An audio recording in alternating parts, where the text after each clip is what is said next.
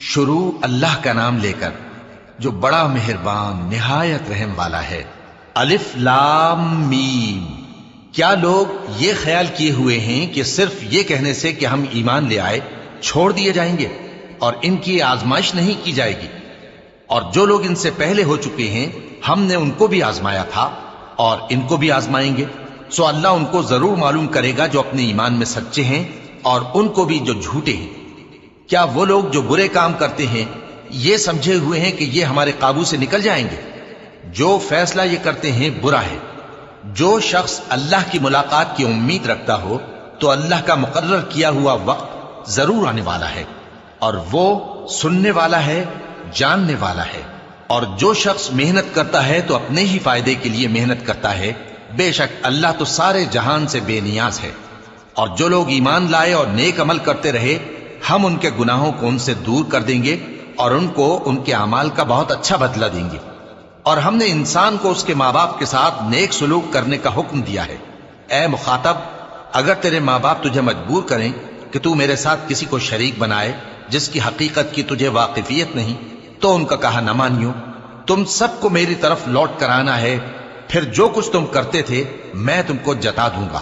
اور جو لوگ ایمان لائے اور نیک عمل کرتے رہے ان کو ہم نیک لوگوں میں داخل کریں گے۔ اور بعض لوگ ایسے ہیں جو کہتے ہیں کہ ہم اللہ پر ایمان لائے، پھر جب ان کو اللہ کے راستے میں کوئی ایذا پہنچتی ہے تو لوگوں کے ایذا پہنچانے کو یوں سمجھتے ہیں جیسے اللہ کا عذاب۔ اور اگر تمہارے پروردگار کی طرف سے مدد پہنچے تو کہتے ہیں کہ ہم تو تمہارے ساتھ تھے۔ کیا جو اہل عالم کے سینوں میں ہے اللہ اس سے واقف نہیں؟ اور اللہ ان کو ضرور معلوم کرے گا جو سچے مومن ہیں، اور وہ منافقوں کو بھی معلوم کر کے رہے گا۔ اور جو کافر ہیں وہ مومنوں سے کہتے ہیں کہ ہمارے طریقے پر چلو اور ہم تمہارے گناہ اٹھا لیں گے، حالانکہ وہ ان کے گناہوں کا کچھ بھی بوجھ اٹھانے والے نہیں۔ کچھ شک نہیں کہ یہ جھوٹے ہیں، اور یہ اپنے بوجھ بھی اٹھائیں گے اور اپنے بوجھوں کے ساتھ اور لوگوں کے بوجھ بھی۔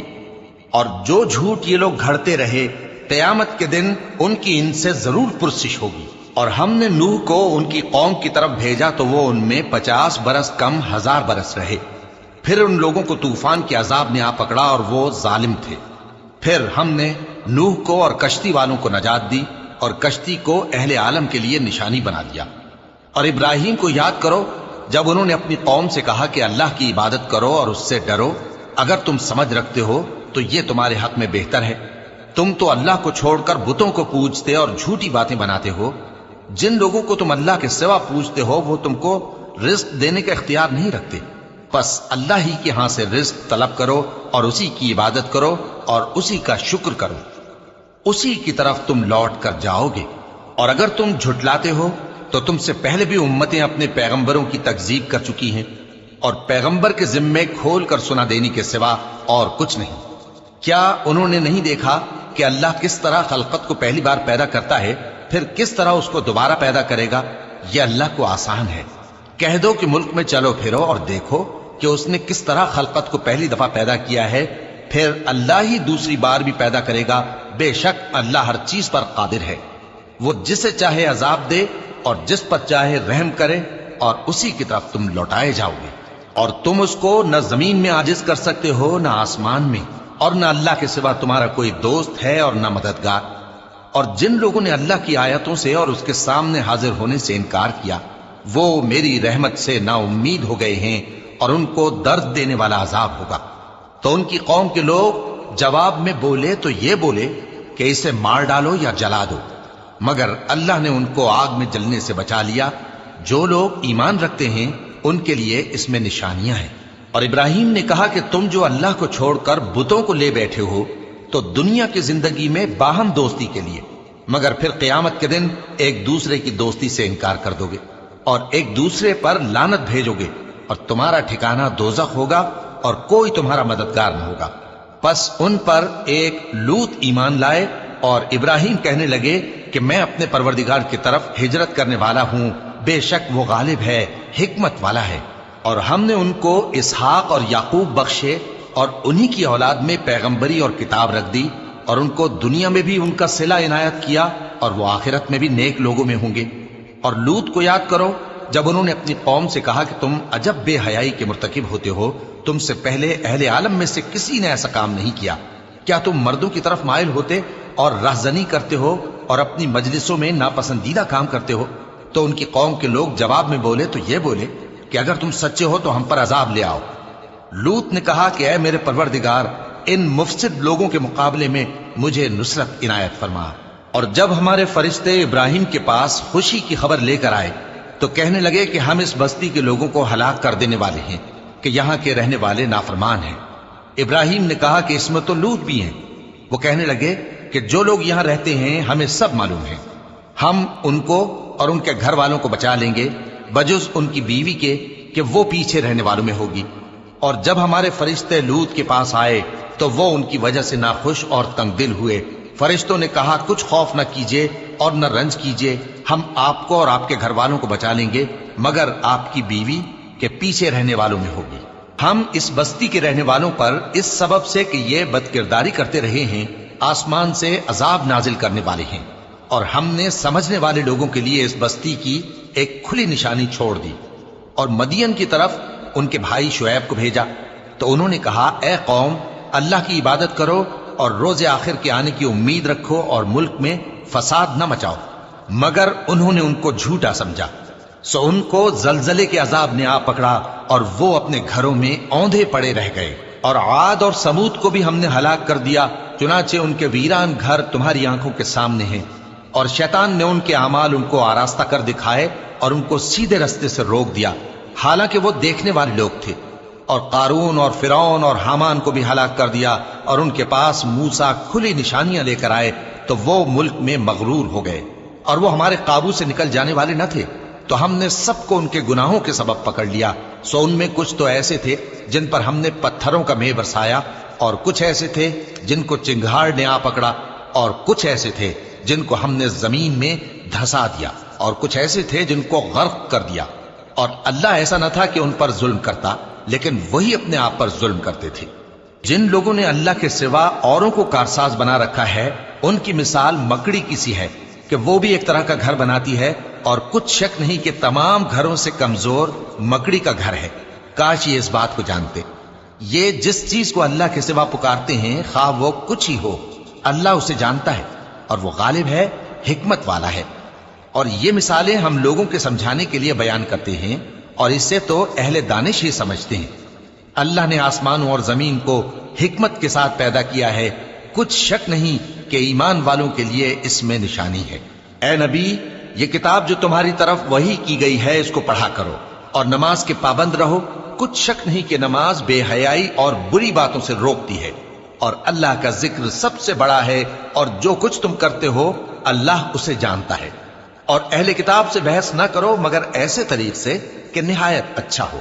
ہاں، جو ان میں سے بے انصافی کریں ان کے ساتھ اسی طرح مجادلہ کرو، اور کہہ دو کہ جو کتاب ہم پر اتری اور جو کتابیں تم پر اتری ہم سب پر ایمان رکھتے ہیں، اور ہمارا اور تمہارا معبود ایک ہی ہے، اور ہم اسی کے فرما بردار ہیں۔ اور اسی طرح ہم نے تمہاری طرف کتاب اتاری ہے تو جن لوگوں کو ہم نے کتابیں دی تھیں وہ اس پر ایمان لے آتے ہیں، اور بعض ان مشرک لوگوں میں سے بھی اس پر ایمان لے آتے ہیں، اور ہماری آیتوں سے وہی انکار کرتے ہیں جو ہیں ہی کافر۔ اور تم اس سے پہلے کوئی کتاب نہیں پڑھتے تھے اور نہ اسے اپنے ہاتھ سے لکھ ہی سکتے تھے۔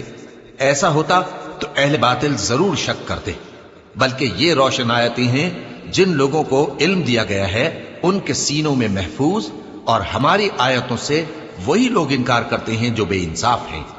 اور کافر کہتے ہیں کہ اس پر اس کے پروردگار کی طرف سے نشانیاں کیوں نازل نہیں ہوئیں؟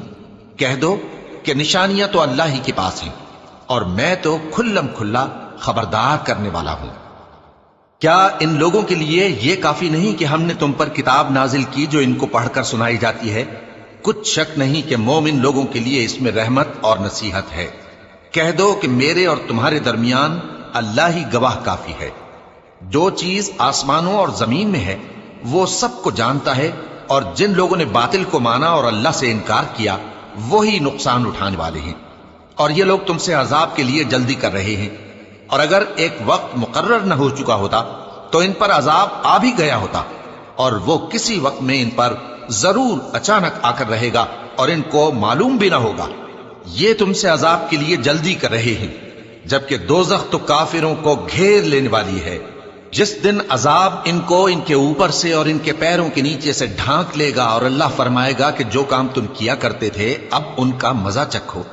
اے میرے بندو جو ایمان لائے ہو، میری زمین فراخ ہے تو میری ہی عبادت کرو۔ ہر شخص موت کا مزہ چکھنے والا ہے، پھر تم ہماری ہی طرف لوٹ کر آؤ گے۔ اور جو لوگ ایمان لائے اور نیک عمل کرتے رہے ان کو ہم بہشت کے اونچے اونچے محلوں میں جگہ دیں گے جن کے نیچے نہریں بہہ رہی ہیں، ہمیشہ ان میں رہیں گے۔ نیک عمل کرنے والوں کا یہ خوب بدلہ ہے جو صبر کرتے اور اپنے پروردگار پر بھروسہ رکھتے ہیں۔ اور بہت سے جانور ہیں جو اپنا رزق اٹھائے نہیں پھرتے، اللہ ہی ان کو رزق دیتا ہے اور تم کو بھی، اور وہ سننے والا ہے، جاننے والا ہے۔ اور اگر ان سے پوچھو کہ آسمانوں اور زمین کو کس نے پیدا کیا اور سورج اور چاند کو کس نے تمہارے زیر فرمان کیا، تو کہہ دیں گے اللہ نے۔ تو پھر یہ کہاں الٹے جا رہے ہیں؟ اللہ ہی اپنے بندوں میں سے جس کے لیے چاہتا ہے روزی فراخ کر دیتا ہے اور جس کے لیے چاہتا ہے تنگ کر دیتا ہے۔ بے شک اللہ ہر چیز سے واقف ہے۔ اور اگر تم ان سے پوچھو کہ آسمان سے پانی کس نے برسایا، پھر اس سے زمین کو اس کے مرنے کے بعد کس نے زندہ کیا، تو کہہ دیں گے کہ اللہ نے۔ کہہ دو کہ اللہ کا شکر ہے، لیکن ان میں اکثر نہیں سمجھتے۔ اور یہ دنیا کی زندگی تو صرف کھیل اور تماشا ہے، اور ہمیشہ کی زندگی کا مقام تو آخرت کا گھر ہے۔ کاش یہ لوگ سمجھتے۔ پھر جب یہ کشتی میں سوار ہوتے ہیں تو اللہ کو پکارتے، خالص کرتے ہوئے اسی کے لیے اطاعت کو، لیکن جب وہ ان کو نجات دے کر خشکی پر پہنچا دیتا ہے تو جھٹ شرک کرنے لگ جاتے ہیں، تاکہ جو ہم نے ان کو بخشا ہے اس کی ناشکری کریں اور فائدہ اٹھائیں۔ سو خیر ان قریب ان کو معلوم ہو جائے گا۔ کیا انہوں نے نہیں دیکھا کہ ہم نے حرم کو مقام امن بنایا ہے اور لوگ ان کے گرد و نواح سے اچک لیے جاتے ہیں؟ کیا یہ لوگ باطل پر اعتقاد رکھتے ہیں اور اللہ کی نعمتوں کی ناشکری کرتے ہیں؟ اور اس سے بڑا ظالم کون جو اللہ پر جھوٹ بہتان باندھے، یا جب حق بات اس کے پاس آئے تو اس کی تکذیب کرے؟ کیا کافروں کا ٹھکانہ جہنم میں نہیں ہے؟ اور جن لوگوں نے ہمارے راستے میں محنت کی ہم ان کو ضرور اپنے رستوں پر چلا دیں گے، اور اللہ تو نیکوکاروں کے ساتھ ہے۔